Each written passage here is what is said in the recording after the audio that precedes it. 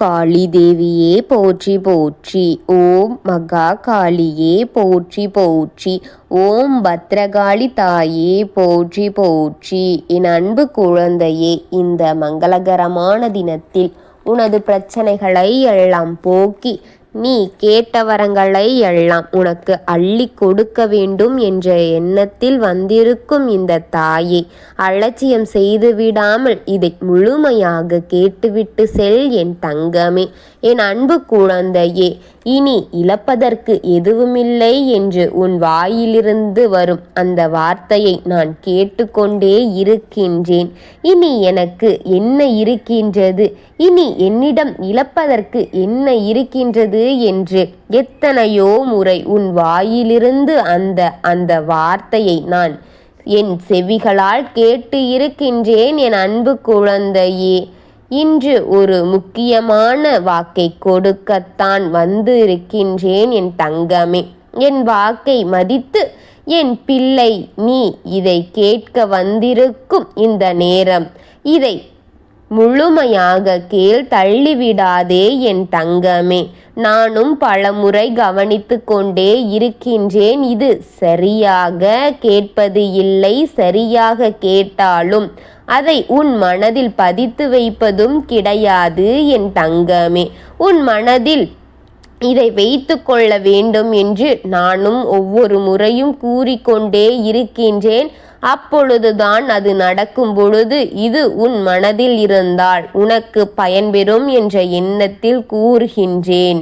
உன் தாய் கூறுகின்றேன், தயவு செய்து இதை இறுதி வரை கேட்டு முடித்துவிடு என் தங்கமே. உன் குலதெய்வம் இப்பொழுது இன்று கண்ணீருடன் நின்று கொண்டிருக்கின்றது. அந்த கண்ணீருக்கு என்ன காரணத்தை என்று நீ கேட்க வேண்டும். உன் மனதில் வருத்தங்கள் இருக்கத்தான் செய்கிறது. ஒரு சிலர் பேசிய வார்த்தைகளால் உன் இறுதி மூச்சு வரை மறக்காமல் இருப்பேன் என்று உன் மனதிற்குள் போட்டுக்கொண்டு அதை காயப்படுத்தி கொண்டு அதை நினைத்து நினைத்து வேதனைப்பட்டு கொண்டு இருந்து கொண்டே இருக்கின்றாயே.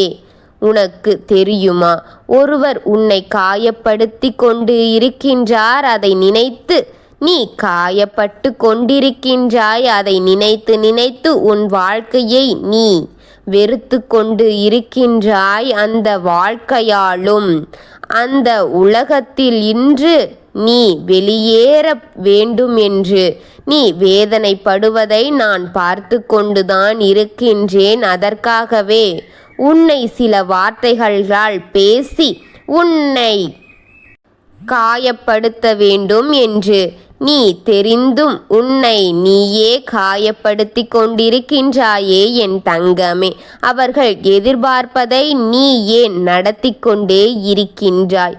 யார் எதை பேசினாலும் நீ செவிகளில் வாங்கிக் கொள்ளாதே என்று நான் கூறுகின்றேனே. நீ அதை கேட்க மாட்டாயா என் தங்க குழந்தையே? உன் வருத்தப்பட்ட வைத்து கொண்டே இருக்கும். நீ வருத்தப்பட வேண்டும் என்று நினைக்கும் வேண்டும் என்றேதான் அவர்கள் இந்த செயல்களை செய்து கொண்டிருக்கின்றார்கள். நீ அலட்சியப்படுத்திவிடு என்று கூறுகின்றேன் உன் தாய். நீ கேட்க மாட்டாயா என் அன்பு பிள்ளையே? சூரியனை பார்த்து குறைத்தால் யாருக்கு வாய் வலிக்கும்? இதை பலமுறை சொல்லி கேட்டு இருக்கின்றாய். பலமுறை நீயும் சொல்லிதான் கேட்டு நான் இருக்கின்றேன். இதை இத்தனையே தெரிந்தும் அவர்கள் சொன்ன வார்த்தைகளை நினைத்து நினைத்து கண் கலங்கி உன் மனதை நீயே காயப்படுத்தி கொண்டு இருக்கின்றாயே. அதுதான் என் என்று நான் கேட்கின்றேன் உன் பிள்ளையே. நான் ஏன் பிள்ளையே உன் வாழ்க்கையை அவர்கள் உதாசீனப்படுத்தி உன்னையும் உதாசீனப்படுத்தி எல்லாவற்றையும் தூண்டிவிட்டு அவர்கள் வேடிக்கை பார்த்து கொண்டிருக்கின்றார்கள் என்று புரிந்து உன் வாழ்க்கையை நீ வீணடிக்காதே என்று கூறுகின்றேன் பிள்ளையே. உன்னை பார்த்து உன் சூழ்நிலையை பார்த்து, நீ அனுபவிக்கும் வேதனைகளையும் பார்த்து உன் குலதெய்வமே கண்ணீருடன் தவிக்கின்றது என் தங்கமே. உன் குலதெய்வம் உன் குலத்தையே காத்து நின்று கொண்டிருக்கின்றது. இப்பொழுது தேவையில்லாத ஆட்களை நினைத்து நினைத்து அவர்களின் எண்ணங்களை உன் வீட்டிற்குள் வரவழைத்து இதையெல்லாம் அழைத்து வந்து கொண்டே இருக்கின்றாயே. நீ என்பதை புரிந்து கொள்ள மாட்டாயா? நீயேதான் அதை அனைத்தையும் உன் வீட்டில் கூறி கூறி அதன் உணர்வுகளை அதிகப்படுத்தி கொண்டிருக்கின்றாய் என்பதை புரிந்துகொள் என் தங்கமே. முதலில் அவர்கள் தேவை அற்றவர்கள் என்பதை புரிந்து கொண்டு அவர்களை பற்றி உன் வீட்டிற்குள் அனுதினமும் உன் எண்ணத்தில் நினைத்துவிட்டு இருக்கிறதை முதலில் விட்டுவிடு என்று கூறுகின்றேன். அவர்கள் ஆபத்தான மனிதர்கள் என்று தெரிந்து கொள் என் தங்கமே. தீய சக்திகளை அவர்கள் வைத்து கொண்டிருக்கின்றார்கள் என்பதை தெரிந்து கொள். தீய சக்திகளோடு உறவாடி கொண்டிருக்கின்றார்கள் என்பதையும் புரிந்துகொள். அவர்களை பற்றி உன் வீட்டிற்குள் பேசுவதை முதலில் நீ நிறுத்து. அவர்களை பற்றி பேசி அவர்களுக்கான சக்திகளை உருவாக்கி கொண்டே இருக்கின்றாயே என்பதை மறந்துவிடு என் தங்கமே. அவர்களை முதலில் மறந்துவிடு என் குழந்தையே.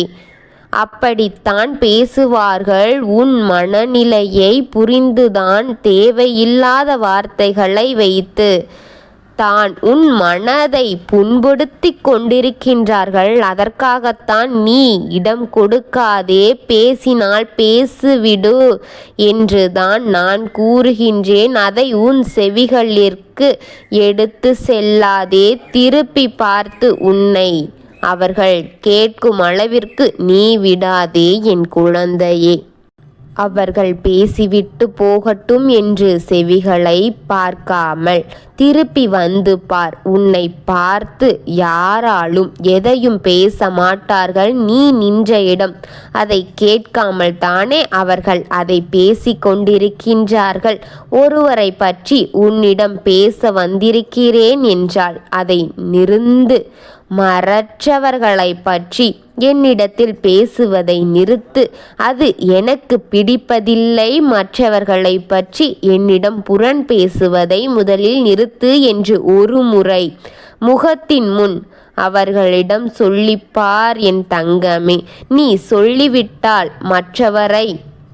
மற்றவர்களின் அநியாயங்களை எடுத்துக்கொண்டு உன்னிடம் வந்து பேசுவதை குறைத்து கொள்வார்கள். அதை பேசுவதையும் மறந்து விடுவார்கள் என் தங்கமே. மற்றவர்களை பற்றி உன்னிடத்தில் பேசுகிறார்கள் என்பதை புரிந்துகொள் என் தங்கமே. உன்னை பற்றியும் மற்றவர்களிடம் பேசுவார்கள் என்பதை தெரிந்து கொள்ள வேண்டும் என் பிள்ளையே.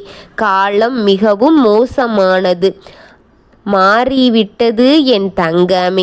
மாறிக்கொண்டிருக்கும் இந்த கால சூழ்நிலைக்கு ஏற்றால் போல நீயும் வாழ பழகிக்கொள் என் தங்கமே. மனிதர்களின் மனநிலை மிகவும் மோசமானதாக மாறிக்கொண்டே இருக்கின்றது.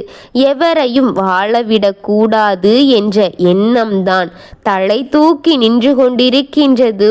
உன் வாழ்க்கையை கூட பார்க்காமல் தான் உன் வாழ்க்கையை கூட நிலை நிறுத்துவதை கூட அவர்கள் மறந்துவிட்டு அடுத்தவனை பற்றி யோசித்து உயர விடாமல் அவர்கள் சதி செய்து கொண்டிருக்கின்றார்கள் என் தங்கமே. இது போன்ற காலகட்டத்தில் நடந்து கொண்டிருக்கின்றது இப்பொழுதெல்லாம் என்பதை முதலில் புரிந்துகொள் என் பிள்ளையே. வாழ்நாள் முழுவதும் ஏமாளியாகவே இருந்து விடாதே. இழப்பதற்கு என்ன இருக்கின்றது? என்ன நடந்தாலும் நடந்துவிட்டு போகட்டும் என்றும் விட்டுவிடாதே என் தங்கமே. உன்னிடத்தில் என்ன இருக்கின்றது என்று கேட்கின்றாயா? உயிருக்கு உயிராக நீ நினைக்கும் சிலர் இருக்கின்றார்கள் அல்லவா? உன் வீட்டிற்குள் சொந்தங்களாக இருக்கின்றார்கள். மீண்டு பெற்று கொள்ளலாமா? நோய் நொடிகள் இருந்தாலும் கூட உன்னை நான் சுகமாக்கி விடுவேன். சொத்துக்களை இழந்தால் கூட உன்னிடம் மீட்டு கொடுப்பேன். உன் வீட்டில் இருக்கும் எதிர்மறை சக்திகள் இருந்தாலும் கூட நான் விரட்டி விடுவேன். நான் கர்ம வினைகளை கூட விரட்டி விடுவேன். ஆனால் ஓர் உயிர் இழந்து விட்டாள். ஆகியால் எப்படி, யாரால் என்ன செய்ய முடியும்? என்னாலும் என்னை அதை திருப்பி கொடுக்க முடியுமா என் குழந்தையே? இனி ஒரு முறை இழப்பதற்கு என்ன இருக்கிறது என்று உன் வாயால் நீ கூறக்கூடாது என் தங்கமே.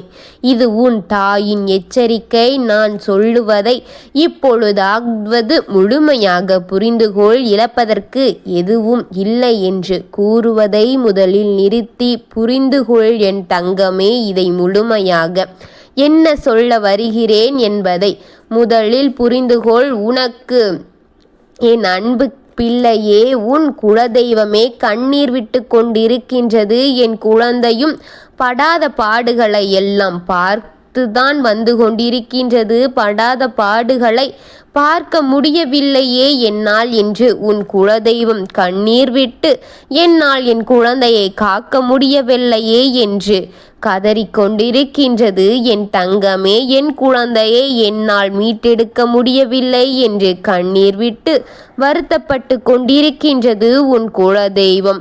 நீ போய் உன் குலதெய்வத்தை சந்தித்து மனதார வேண்டிக்கொள். உன் குலதெய்வம் உனக்காகத்தான் காத்திருக்கின்றது அன்பு பிள்ளையே. குலதெய்வமும் உன்னுடன் சேர்ந்து கர்ம வினைகளையும் விரட்ட விடும் என் தங்கமே.